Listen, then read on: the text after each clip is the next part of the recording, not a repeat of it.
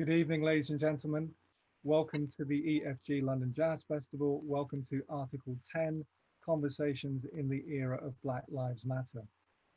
This is a series of talks looking at jazz and social issues, largely prompted by the flurry of events that have happened this year, where the Black Lives Matter movement has become a global phenomenon, where we've seen enormous protests taking place around the world, where people, mostly ethnic minorities, have been questioning colonial history, imperialism, slavery, where we've had the toppling of statues in Bristol, in Australia, in South America, in other parts of the world, and where we've had a lot to think about in terms of where we are at the moment. And musicians, improvising musicians, have always been doing that. There's a long, deeply rooted tradition of improvising musicians responding to events. African-American pioneers from Louis Armstrong and Duke Ellington to Miles Davis and John Coltrane, reflecting their experiences, talking about issues that need to be discussed. And we've certainly seen that in the last few years as well with other musicians, contemporary musicians, notably people like Terry Lynn Carrington, with her social sciences project, did some fantastic performances at the London Jazz Festival last year.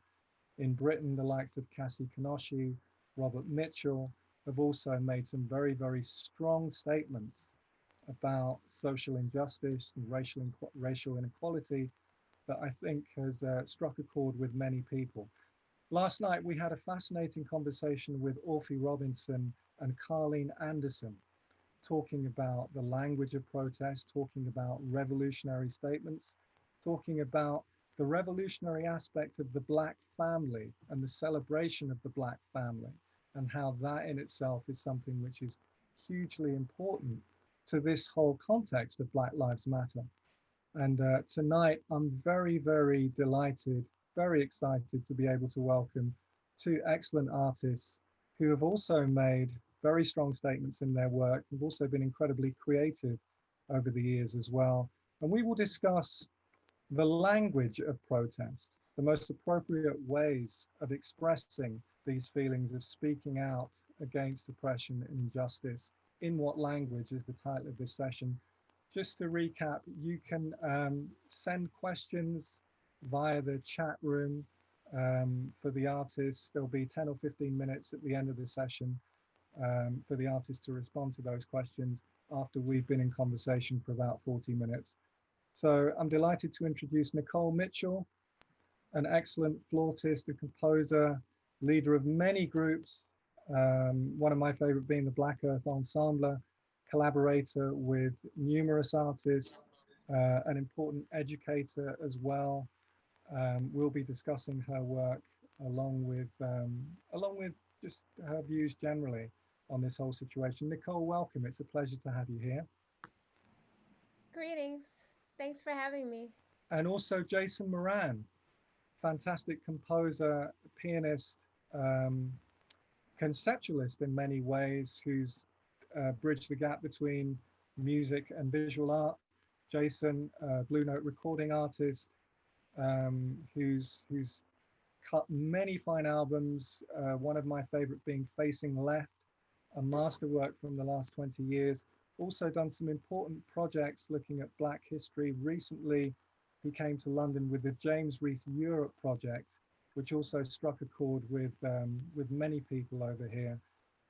Jason has always made strong statements in his work, so we're delighted to have him with us. Jason, welcome. Pleasure. Good to be with you all. Good to be with you both. Folks, let's start off just with some general statements, as I asked Orphy and Carleen yesterday, to respond to everything that's been happening this year, to give us their impressions, for you to give us your impressions as well. We've seen the Black Lives Matter movement turn into a global phenomenon. The level of shock and revulsion at the deaths of George Floyd and Breonna Taylor and others, that has sent shockwaves around the world. We've seen these discussions, these debates, these very heated debates over history, colonial history, whether certain statues of slave traders or people with links to a reprehensible colonial past, whether they should be still standing or whether they should topple. There's in this country a long-running debate over the Windrush scandal, the deportation of West Indian immigrants, which has rocked many of us in the Black community in this country. There's been a lot going on and a lot to talk about. As African Americans, can I ask you for your reactions to everything that's been happening this year? Nicole, maybe you'd like to start?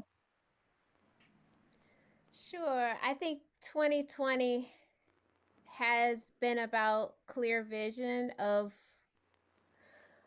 things that have been going on for a really long time, that for some people, these things were hidden or they'd been able to be in denial of. A lot of the things that have been happening, and there hasn't been as much global attention in the media as there is now. That's one of the biggest changes, I think, with 2020, is that everything has come to the front and center in terms of when we talk about Black Lives Matters, in terms of police violence and killings of Black men, women, and children. That's something that's become a topic globally, and people around the world moving together to address it.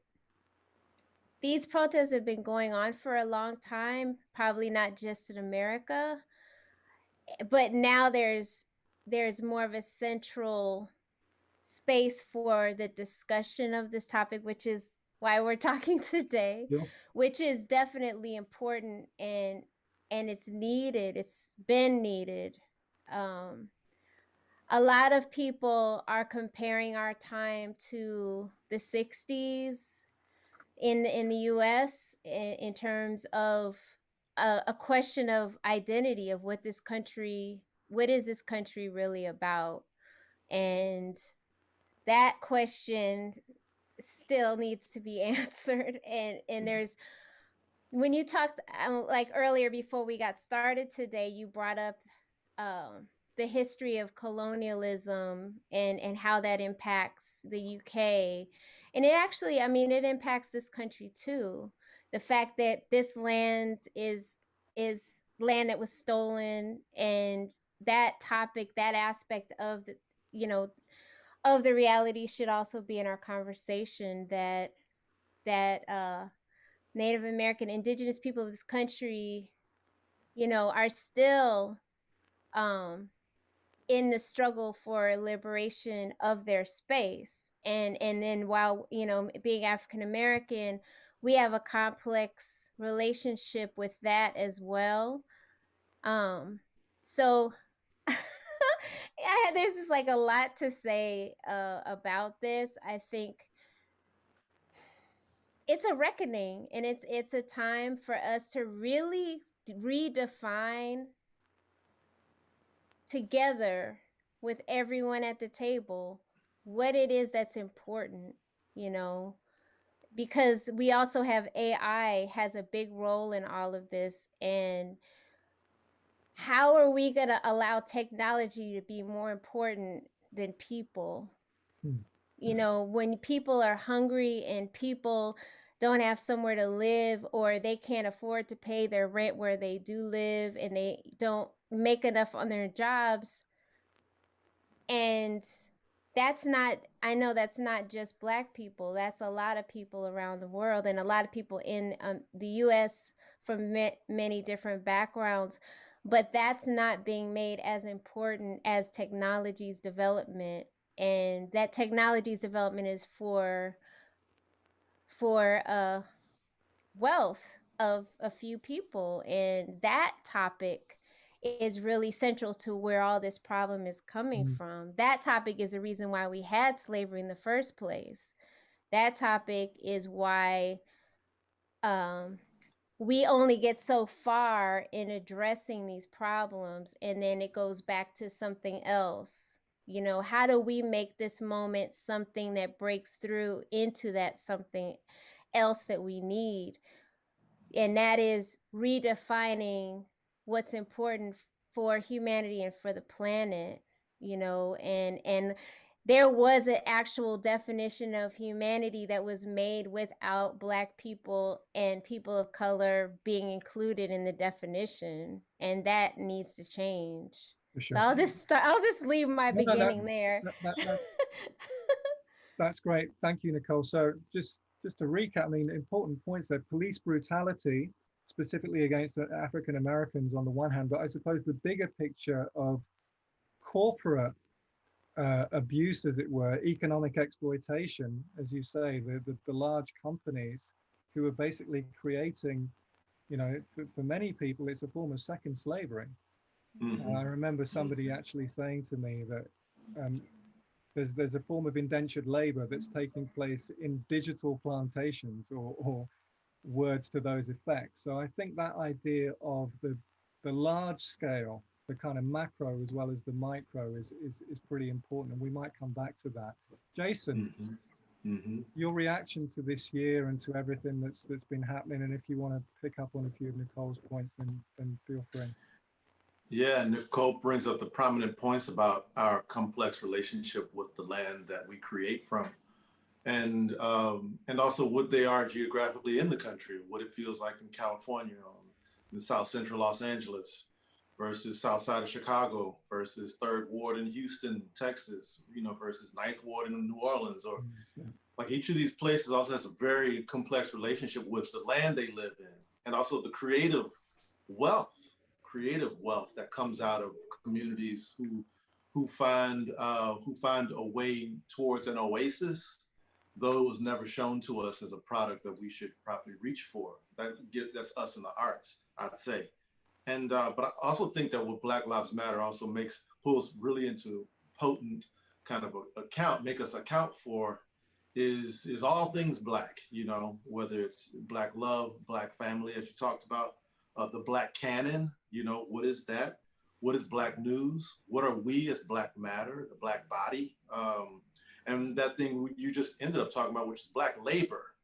And Black labor in this country has long, you know, it's complex. It's not even the word. You know, people's demand for reparations are important to bring up and continue to bring up, not as a myth, but as a possibility, as a kind of atonement. But the country is so young. I mean, I always call America an adolescent, never knows how to deal with its problems, you know, wants to turn its back, you know, I didn't see that, or wipe their face, or cover their eyes, or, you know, look up in the sky, you know. But meanwhile, all the scars tell us where we have been. And the music that we play also tells us where we've been, the stories and the narratives that need to be told. And maybe that's kind of also our pivot point for us, for Nicole and I, is also the Black narrative. What it means to like be able to speak from a point of view that you feel comfortable with sharing, that we've relied on generations of artists to figure out a way to do that. Or we've relied on just other people in our family to tell us that this is how you tell a story, you know? So heritage and history, continuity, I think they're important things. Again, this links back to the conversation last night. We discussed that very aspect of family and elders and passing things on. So it's great that you've already made that link. As Nicole said, as you both said, this is nothing new. The Black Lives Matter kind of global phenomenon this year may bring a sharper focal point, but this has been going on for years. The response has been going on for years as well. I'm just thinking about something that happened in 2015 specifically. Following the killing of Akai Gurley, there was a movement that was founded called Musicians Against Police Brutality. And there was a whole series of events that started to spin off that. And I know that this year as well, there have been many things that have happened that musicians have been involved in. Can you just give us an overview, maybe take stock of some of the things that you've either heard of or maybe been directly involved in as well, with regard to either benefit concerts or seminars, debates, discussions? Nicole, would you like to start? Sure. Yeah. Well, just recently, last week or a little before last week, we had our jazz seminar. It's an annual event for our program at University of Pittsburgh. And part of the seminar, I had a talk. It's this thing I call Jazz Talk, and the subject was racial equity in jazz and jazz education. And I had with me Willard Jenkins, who's not only a writer who helped make Randy Weston's autobiography, which is a really amazing, but he also is a festival curator for DC Jazz Fest. I had Gail Austin, who has her own organization in Pittsburgh, and Ayana Contreras, who's also a writer. But we were just talking, I wanted to start with, you know, you talk about the universities and how did we end up with a jazz program in the university? How did we have Black studies in the university? It's because the students that were there that had gotten access fought really hard with the community, with the faculty that were there at all of these universities in the U.S. in order to really put pressure on the universities to have more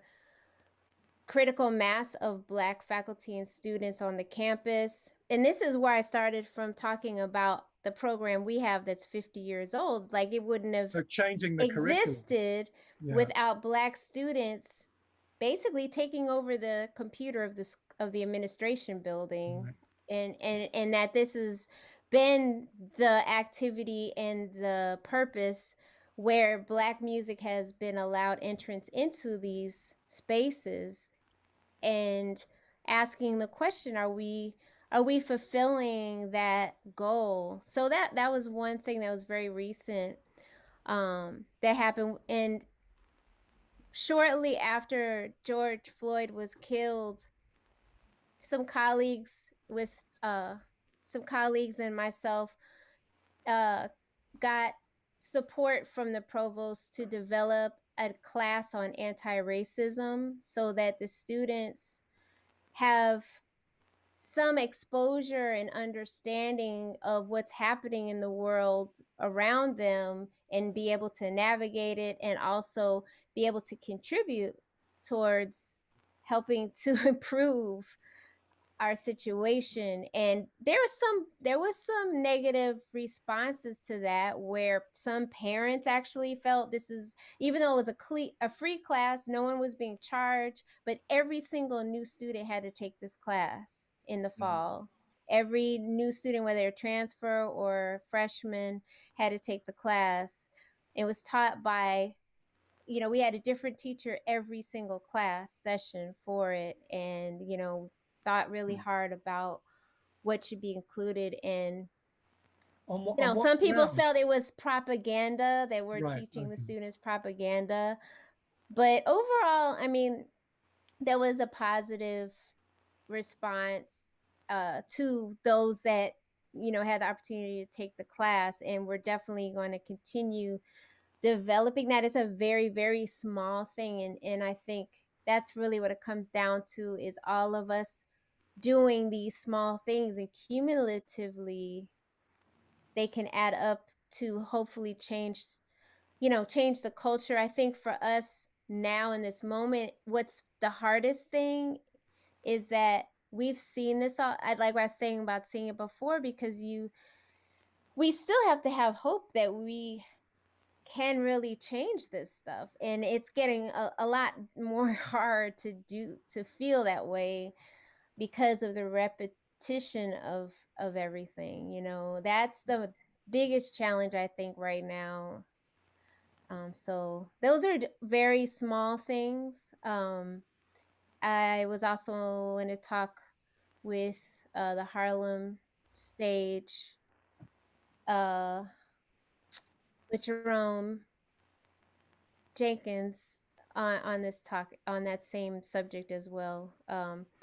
So I haven't been on the ground with it, except with just helping self-care with my family and the people in my circles, because it's been a very traumatic and long-lasting traumatic space to be in, you know, and to have people that you're just trying to surround in love and support, and that support looks differently depending on what's needed, you know. So Generally that's speaking, do you still think that even though that the world may recognize that a black man being killed in the most heinous circumstances, or a black woman as well, in the case of Breonna Taylor, obviously, is something that you can't deny that that's absolutely abhorrent. When it comes to the question of black culture and black history from a black perspective, where the people who are concerned are taking more direct control over the narrative and over the way that they're portrayed, maybe in an academic institution, that becomes more problematic, that you still have to get over that hurdle. I don't know. it's very Jason? problematic. I'll Yeah, just say the one thing, which is that hiring black faculty, it's not just like, okay, boom, you Right. know. yeah, And I mean, that's probably the biggest challenge, right. you know. I'll leave it for Jason to. Jason, do you want to Mm. pick up on that? Yeah, I mean, yeah, I'm glad you talked about the relationship with kind of empowering students who are coming through the curriculum right now. The ones who I always cherish is young students' mind who's between the age of 15 and 24, because they were going to take it over in about 10 or 15 years. So how do you plant them with something that maybe they still have the soft tissue in their brain to correct? But yeah, black faculty is a big part of it. I mean, I teach at New England Conservatory, and when I started there, I realized that the students there didn't have a black student union. And I was like, look, it's only 15 or 20 of us in a school of 800 or whatever the count is. We should probably gather together at some point just to discuss, even if there's something that's bizarre that's happening in one of your classes. I need to know as a faculty member to take it up with the president. And the students have really started to help make a charge, the students who are there now, to make a charge to the institution to really start to develop more language, I guess, around the gaps that exist in the education. Meanwhile, at New England Conservatory is where Joseph Douglas, who is Frederick Douglass's violinist grandson, went to school. Joseph Douglas taught James Reese Europe. It's where John Rosamond Johnson, James Weldon Johnson's brother, the composition brother who wrote the music to Lift Every Voice and Sing, went. It's where Florence Price, what am I saying? Florence Price? Is it Florence Price went to school? It's where the composer, it's where Coretta Scott King went to school. It's where Cecil Taylor went to school. So if you look at the black alumni, you might say this is a freedom-seeking place. Yeah. But somehow it doesn't give off that scent, and that's on purpose. And part of my role there is also to make sure I empower those students to still think like, all this can still change, and we have to change it together. And the other part, I mean, there's three things I would say. That's one. The other is somehow always these conversations come back to what, the usual suspects, all of us who have been doing the work all the time. Meanwhile, there's so many musicians who come to all of these festivals who I might use the term poach on a culture, right? Never laid bare to let me grill you about how you deal with any of these situations, how you have stepped up to the plate, how you have empowered someone outside of your community to think deeper about who they are and the music that you appropriate. Right. That part right there, that this discussion has been limited, is heartbreaking to me, right? For all of the work that my teachers have taught, myself have taught, Nicole have taught you, right? All these great promoters who really try to amplify it. And still, we are left to still answer the questions that really don't fall on our plate. Our work serves as an example. And the third thing is, in a way to kind of push out sometimes my role as pianist or composer into how does any of these conversations reach a wider group than maybe the few people who hear a song I might write, is actually through this film composing career. And the work that will come out next weekend is the film version of Ta-Nehisi Coates' book, Between the World and Me. And it's a book we had taken to the stage for the past few years at the Kennedy Center and at the Apollo. And because now in the lockdown and in the movement, there was a realization that this needs to hit more people right now, and awareness needs to be made. And there's a powerful version of the book that will come out on film on Saturday. And it's kind of like, you know, being in community, which I think is really our strong point, in being in a community, a creative and an activist-minded community that continues to find modes and methods of one, hitting the street, hitting the screen, hitting the paper, hitting the mind, hitting the ear, hitting the heart. That's how a movement really has ways of finding the balance. That there is a phrase, 3 words that say Black Lives Matter, or that there was a Black Power movement, you know, that there was a Black Arts movement, you know, that there is a AACM. Black Liberation Movement. Yes, right. Like that there are these ways that we put it in our mouth, that we put it in our ears, that we put it in our movement. But I don't want to get away from that fact that a lot of us answer these questions too frequently. Meanwhile, entire populations that probably would reap way more benefits than us are left to just be in the audience. That one hurts me the most. Yeah, there's got to be more engagement, reaching people and raising consciousness. Jason, picking up from what you said about this new film that's about to come out, I mean, you've done other soundtracks. There's RFK in the Land of Apartheid, which is very important, and 13th as well, the soundtrack to Ava DuVernay's documentary about the 13th Amendment, which is an incredibly important film. I mean, if we're talking about raising consciousness, raising awareness of this dark history of planned exploitation, planned mass incarceration, planned second-class citizenship, then that film is seminal. And that came out a couple of years ago. Can you tell us a bit about working on that film? I mean, you can obviously you did the soundtrack. If you can tell us what the film means to you personally, and then how you went about the composition, that would be great. Well, all of these pieces are hard because they don't simply live on the screen. They're things that people who walk out of your apartment building. Now you're the criminal again. So you're immediately labeled that. In my neighborhood, uptown in Harlem. So, or whether I'm on the plane or whether I'm in a line at an airport. So the hard part about working on any of these, and I say hard because you watch the murder of someone probably 1,000 times as you're trying to figure out what sound to make around it. And that drains a lot of us in the creative process. And, you know, Nicole talked about the self-care. It's an important thing that I always reach back out to people like, how y'all doing? Because I'm fucked up today. Having to watch this, right? Having to create around it. Because a lot of the time when we try to seek out our sound as musicians, we're not asked to make a sound to acknowledge that they're, you know, transgender Black folks being murdered across the country every day, you know? Right, that's not like, we're like thinking about, oh, how do we get through these rhythm changes like George Coleman or something like that, you know? And, but meanwhile, I always knew that there was the freedom that a musician may have sought on the stage would not necessarily be reflected in once they walked out of the building they performed in.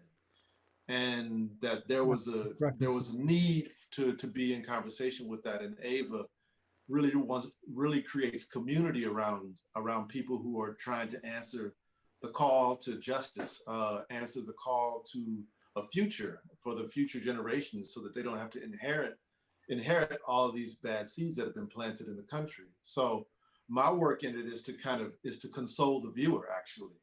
It's to accompany the story, but to console the viewer, to let them know that they're not alone in it. And a lot of the scenes, you know, they're tough because, you know, these are real people who have suffered massively and their families have suffered massively. That means their communities have suffered massively. And there's such a repetition in it that Nicole talks about. That repetition almost makes it seem like that's a birthright, that you're made to suffer. And like that's what Black is, and that's not what Black is. That is not. It is not.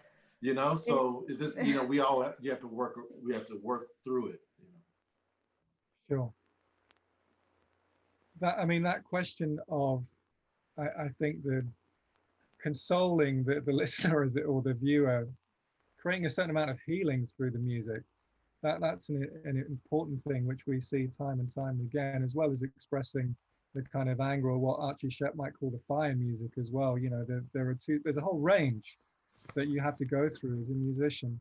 Nicole, um, well, just incidentally, before I ask you about some of your work specifically, have you seen 13? Oh, yes. Yeah. And I've shown several classes of my students that film, because it's really important. And a lot of times when students realize the truth about how the system is set up, that there's a whole nother society behind bars that's doing all this labor. And when you go to Macy's and go to these places to put your get your things at a good price, that comes at a price that somebody else is paying with pain, and their families are paying, and you're paying taxes on, your taxes are paying, like, you know, it's so important. And I really thank Michelle Alexander for her research, because that really brought all of this to a place for people to understand clearly what this has been happening, and what this, you know, and the film is very powerful. Yeah, so I'm really I'm really thankful for the film. And you know, so many of us, including me, have family members that, you know, you're with them, and then suddenly now they might, you see them leave out the door, and you don't know when you're going to see them again, because if they go to court, you don't know what the outcome is. Are they going to be gone for months, years? And this is a reality. You know, this is like a really, it's and you know, Angela Davis and Gina Dent have a project right now called Envisioning Abolition. Right. And I'm really, that is so important. I'm going to be doing a artistic project in that, and I'm excited about it, because that's the hardest thing, is for us to use our imaginations to imagine the alternative reality that we want to get to, and we need to be able to see it before we can make it. Yeah. And Nicole, a lot of your work has dealt with some of these important questions as well. I think in particular, the collaboration with the poet and writer Haki Madhubuti, Liberation Narratives, that came out a few years ago, was a really, really fantastic, very thought-provoking and very moving piece of work.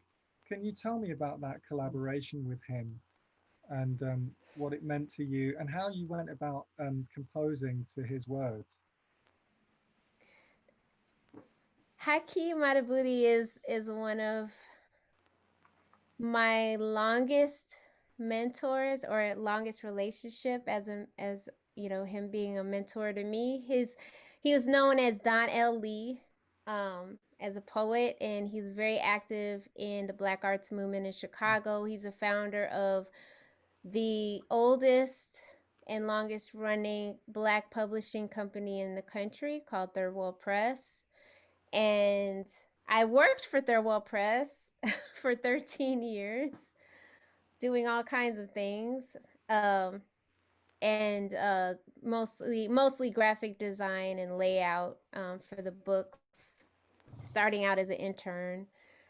And it was really important for me personally, because of because of this amazing way that I benefited from his mentorship, to celebrate him. It was like the 50th anniversary of Third World Press when I made the album, and it's based on one of his books, which is a compilation of his work for most of his career, called Liberation Narratives. And so the title comes from his book, the title of the music. And he actually had done 2 previous albums with musicians, and that pianist was Jerry Allen, believe it or not. Jason, I don't know if you knew that. He had an album called Medasi, and it was done in Detroit, because he's from Detroit, and so is Jerry Allen. And And so this is the first time he'd done music and poetry since then. So it's like, I can't even count how many years that that is, but decades and decades. So I was, he gave me the privilege of choosing the poems, and then we did a performance in 2014. That was the original premiere of the work in 2014, and then I made some changes for the premiere that we did for the recording at the Logan Center in Chicago. And his work, it was important to me because his work is still so vital, even some of the older work. And he actually has a new book coming out very soon called Taught by Women, and it's so important for someone of his generation, coming out of the Black Power movement, the Black arts movement, to have that perspective that Black women are important to be heard, you know what I'm saying? And that we need to work in partnership with each other. And that was one of our losses, I feel, in the Black Power movement in the 60s, was there wasn't that on the same page understanding that we had between each other as Black men and women that I think we're getting closer to now.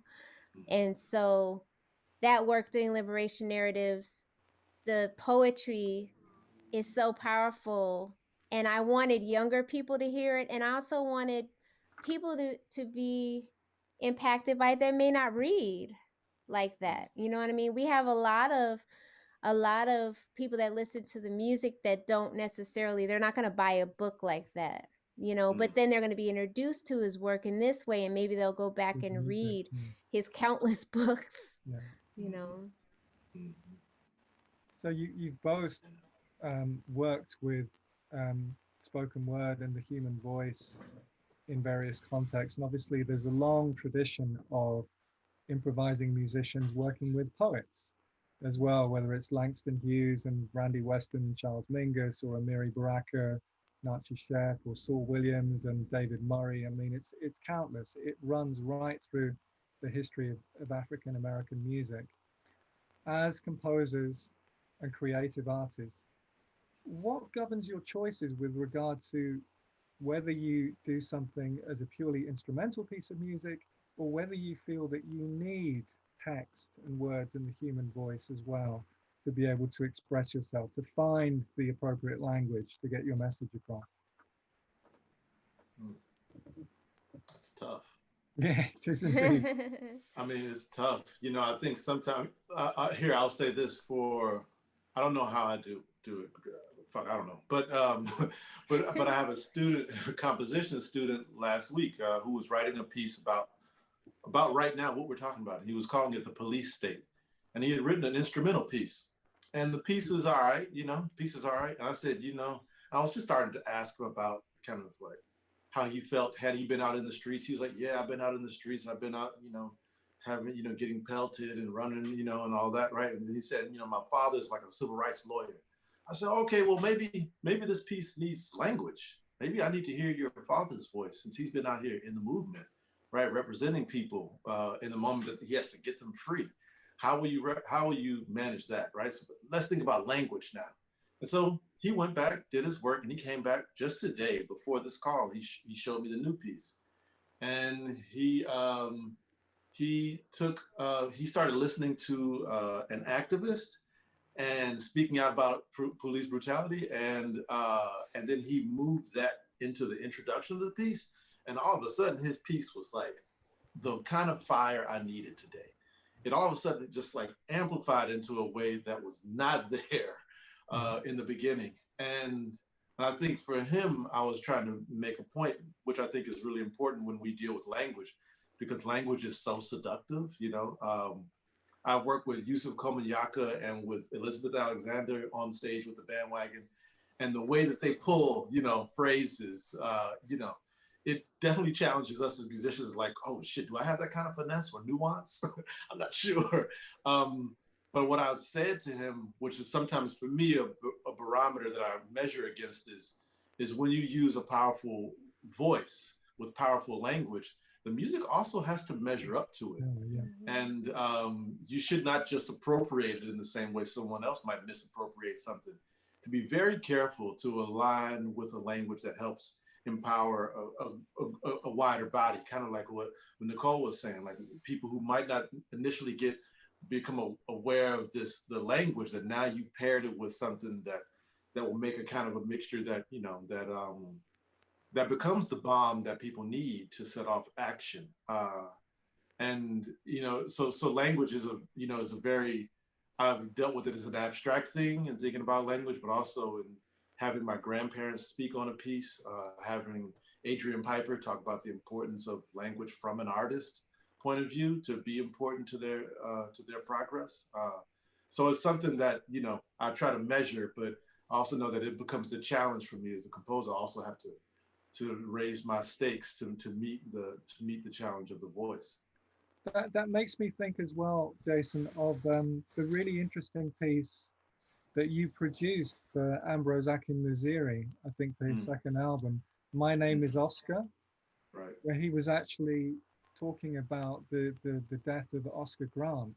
Right. He was a young black man who was killed in, is it San Francisco or the Bay Area? Yeah. And there was a film, Fruitvale Station, that was made about it, which again, it's a very shocking case of another young black male sort of killed in very dubious circumstances by the police or transport police authorities.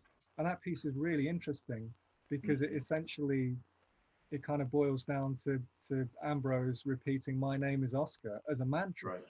Yeah. And I thought that form was really, really powerful. Yeah, and the way he was approaching it, even in the studio, was one way. And he had all this music, and I said, "No, keep stripping it back. Let's strip it back." And by the end, it was just the drums. And I was like, "Okay, so now they've made a place, because the drums always make a place for the voice, you know." That's right. To now say this, you know. And I said, you don't even need to say all of it. You could just say parts of it, and that power then becomes amplified because of the gap. And yeah, you know, like also it's also a duty of every generation to find their way to address it, you know, much like Archie Shepp did, much like James Reese Europe did, much like Mary Lou Williams did, how Jerry Allen did, you know, like how do we do this? But, you know, we need so many examples about how to still satisfy our roles as artists, but also as activists too. The Nicole, gap, yes. Would you like to come in on this? Yeah, the gap, that's so important, because that's really where the power is coming from, like where the spaces are and where the interaction, the pull, you know, the rhythmic tension between the sound and the voice, and how the words are emphasized and how that relates to the musical environment. I had a good time with that with Mandorla Awakening too, with Avery Young, and Staircase Struggle and Shiny Divider, with those pieces where, you know, the words by themselves, like you want them to stand on their own, so then you don't want the music to get in the way, you know what I mean? But then you want the music to empower, to even make it stronger, you know, to make that message even stronger. And it's something that you never get tired of trying to do, because there's so many ways to approach it. Yeah. I really love it. For me, narrative is everything. Like every song I make, whether it has words or not, has a narrative. That's just how I write music.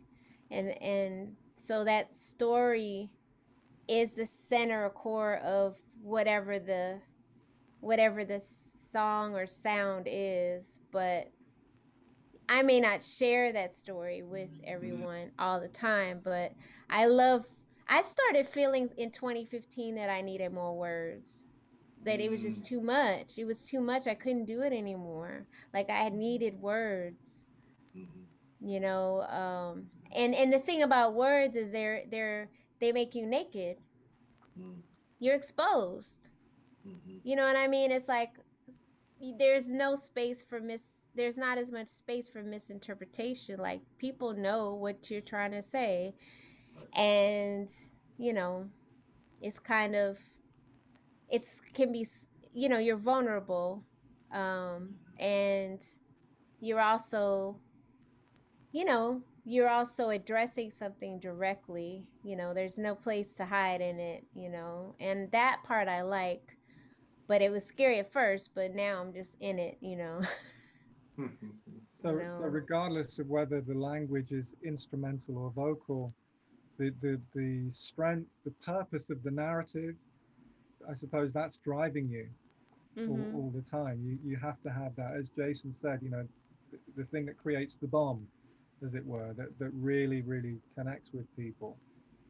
So presumably that choice between whether you have the words or just the music, you have to negotiate that for every particular situation. Is that how it works for you, Jason?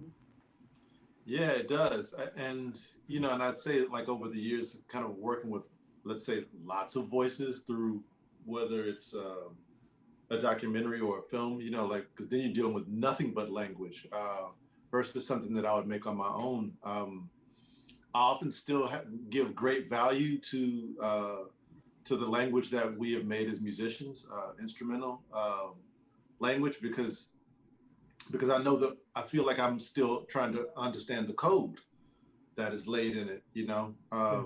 To continue to hear how the blues continues to be represented in 2020 is, for me, it continues to be revolutionary. Mm-hmm. To hear how the blues is still sits so firmly in a lot of music, and so there's still so much for me to get from that. Whether it's listening to Lightning Hopkins sing it, or just listen to General Morton play it, that feeling is also language too. And you know, we've seen these videos about how frequency, right? Sonic frequencies change the shape of water, right? Like they change the molecules in it, and they make it align in different ways. And I know, and we know also as listeners or empathic listeners that really great musicians also know how to say something to deep into your body that you feel as firmly as you would any text, you know. It's kind of why Toni Morrison also talks so much about sound when she writes, like in The Bluest Eye, the amount of songs she keeps referencing that are in all these places, in jazz, in Beloved, you know, that sound for us, you know, the hum, you know, what it means to have your body The vibrate, moan. you know, like, yeah, like those things are also for me still hold great weight. And so I don't ever want to discount, like, and I play piano, I can't even bend a note, you know. So so there's a lot for me to continue to try to figure out that I feel like Thelonious Monk is figuring out, you know, where that crack lies between the notes. And so I still am still in deep investigation about what the power of these frequencies are, what the ragas mean, you know, in India, you know, what those prayers mean, what the call to prayer sounds like, you know, all across the world, you know. Those in themselves are great texts as well. So, you know, I mean, I married a singer Yeah. and a poet, and so she got all the language. Right. Sounds like you married the right person anyway, so that's a good thing. We've got about 5 minutes left, folks.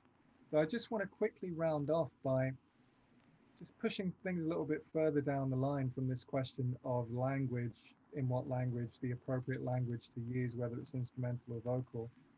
The language that you use to describe your own music, the terms that you come up with, as you know, you go right back into the history of American music. There were very discriminatory terms such as race records that were used back in the 20s to describe the work of African American artists. And finding the right terminology, describing the music has always been problematic. Jazz is a term that's very contentious. It's been rejected outright by many musicians over the years. Ellington famously said that he wanted his work to be described as black art music. Rahsaan Roland Kirk said similar things. There are many musicians who have consciously decided not to call their music jazz. We can think of the Art Ensemble of Chicago defining their music as great black music, ancient to future. How do you feel about the appropriate terms for defining what you do? How do you feel about a term such as jazz in the year 2020? You waiting for me to go first? Oh yeah, Whoever I am wants to waiting for you. start, go ahead. Oh, okay. Well, I kind of came up with this really quick definition of jazz for myself, which is that jazz is a globalized African American freedom vehicle. And I really, for me, the term jazz, it is a, I have so many people that I'm close to that really don't want to have anything to do with that word. But myself, I've embraced it because of those that are within that embrace, if that makes sense. Mm-hmm. You know, like I want to be connected to them, you know, because they are part of my lineage, my musical lineage. And so I embrace the term, and uh I understand the complexities of the term, but I still continue to embrace it. A lot of times I define myself as a creative musician because I think it's easier, because I'm a Black experimentalist. Sometimes it's easier for people to look at the term creative music and say, okay, I'm going to be surprised. This is going to be unpredictable. Mm-hmm. I'm going to be on a I'm going on a ride, you know, and that's kind of within the definition of the term more so than the word jazz. Mm-hmm. But I don't walk away from the term because there's so much in there, you know. Mm-hmm. And uh I really think that it's problematic when jazz, it gets separated from the term Black music. I think that's very problematic, you know, and it has been in many instances separated, and that's extremely problematic. And Black music, the fact that when someone is doing electronic genius stuff, like say Ras G or something, to me that's part of the same continuum that jazz is in. But you know, everybody has different concepts of that, you know. In terms of this whole box thing, I think that's what needs to go, like trying to limit what it means. So yeah, that's Mm-hmm. where. Yeah. Yeah, Jason? That's a good way to think about it, like the elimination of the box. Box, yeah. You know, like certain jazz festivals you go to and you're like, ooh, or you see advertised like, ooh, right? The people use jazz as all kinds of things, right? It's kind of like the great umbrella music. And over the years, also like as the complication and, you know, maybe some of the response around the discussion, which in our generation, I think Nicholas Payton really helped like amplify, was like people's ambivalence towards saying the word Black. Like people who weren't Black, like I can't talk about Black music. Why is I it can so call scary? you, I can call you an N-word and keep your people down, but I can't say Black music. I still want to play my changes. I think that's what I thought was beautiful to kind of to put in relief. And I, you know, look, we've all, I think Nicole probably too, you're on planes and you're sitting with your band and somebody sits next to you and say, oh, what, you know, you're a musician, right? And you say, yeah, what kind of music? And then you kind of look up in the air like, do I want this to be a long discussion or a short discussion? So, you know, like, so now we, you know, like Taurus deems the bandwagon's music more like dub music, you know, like, This is Tariq and we think, Mateen, your bass player. yeah. So, you know, like we think about like pantheon of Black music, because that's what I open the repertoire as a group to, is we open it up to everything, you know. And if I can frame myself that way, then that's more helpful. And also that's probably how people see me anyway. who would come to a show, whether they saw me at the piano or playing behind somebody else. I feel like the hard part was saying that it was a thing and learning why that would be difficult for future generations. That's a thing that I'm trying to wrap my head around. How do I also have these students who are coming to try to understand the music, understand that there's a complicated relationship just with the name of it alone, you know? And if they're made aware of that, then there's a future where we don't have to be boxed in by it.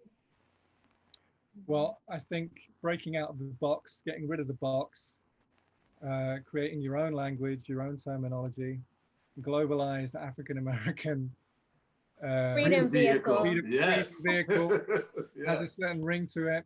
I think you've coined that live tonight, Nicole. Thank you very much.